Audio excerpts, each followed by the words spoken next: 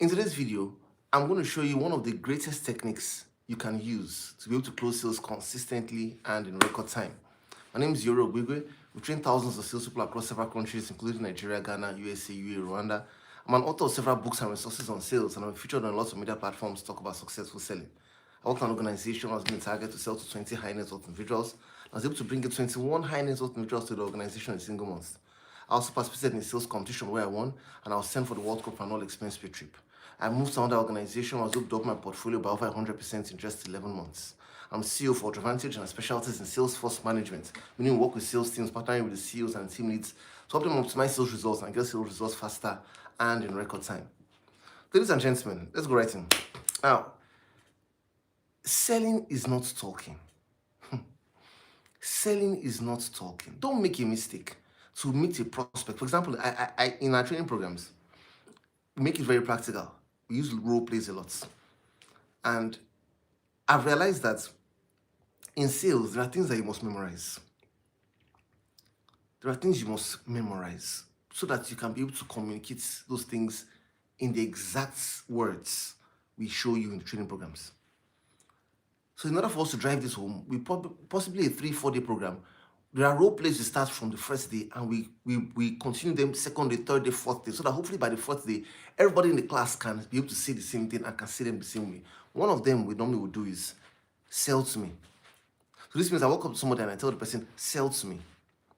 Now, generally, this is what people start with before we intervene. They start by saying, good afternoon, sir. Nice suit. I want to tell you about our products and our service. Our service is this, and they start talking about their products or their service. And we tell them, we said, no, that's not the way. That's not the way. When somebody says, sell to me, or a prospect, or even maybe your boss comes to you and says, so, do you know the product now? Or sell to me.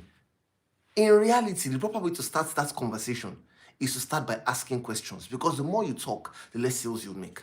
The person who is going to sell must be on the listening end. The other person who you are selling to, the prospects, must be the one doing the talking. That's where you lead the conversation. You control the narrative. So how should you start the conversation? Sell to me. Good afternoon, Mr. Prospect. My name is, I work with, hope you don't mind when we have meetings like this, let's ask a few questions. Just 3 to 4 questions. These are questions we ask most of our clients to see how we can be of help to them. Can I go ahead, sir? You can rewind this if you need to rewind it. But this is where you start the conversation. This is how you ask questions from the beginning. If you don't start the conversation right from the beginning, it will not end well. You must start the conversation properly by asking questions, by setting a platform for them to ask for you to ask questions. Now, if you notice in this example I gave you, in this introductory question, there are some key words that were used. I said, these are questions we like to ask most of our clients. This means that the moment I'm engaging you and I'm telling you, these are questions we ask most of our clients, you as a prospect, you most likely will calm down and say to yourself, okay, you know what, since these are the questions he normally asks most of his clients, and this is how he starts his meetings, let me hear these questions, because I'm curious to hear what other people are being asked, and the prospect will comply and follow you in this, your leadership of asking questions. The other part in this introductory question was 3 to 4 questions. You want to set the tone for you to ask the prospect 3 to 4 questions. Why 3 to 4 questions? The more questions you ask, the more likely you're going to understand the prospect's needs better, and the more likely you'll be able to prefer the needs, and more likely you're going to be able to close.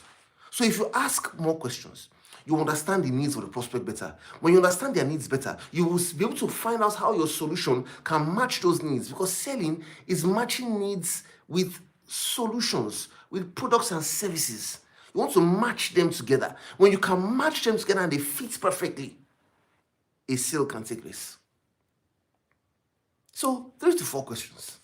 Now, when you do this, you set the tone for the prospect to sit back and stop asking you questions for now till you ask your questions. Now, if for any reason while you're asking your questions, the prospect then says, okay, by the way, how much is this product in the first place? Oh, he says, sir, I'll get to that shortly. In fact, that's the best part. Can I just complete the questions I said I'm going to ask, sir? With the right tone of voice, being pleasant, every prospect would say, okay, talk to me. If the prospect is insisting and he's in a hurry and he says, because of time, I don't think we can, then you may need to reschedule the meeting. Because you see, you can't sell to a prospect who is in a hurry.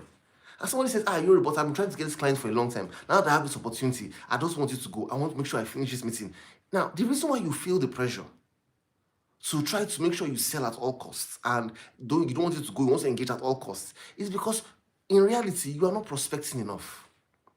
If you're prospecting enough, you will have enough meetings in your pipeline. And if you have enough meetings in your pipeline, ladies and gentlemen, that would mean that no transaction, no meeting is a do or die affair.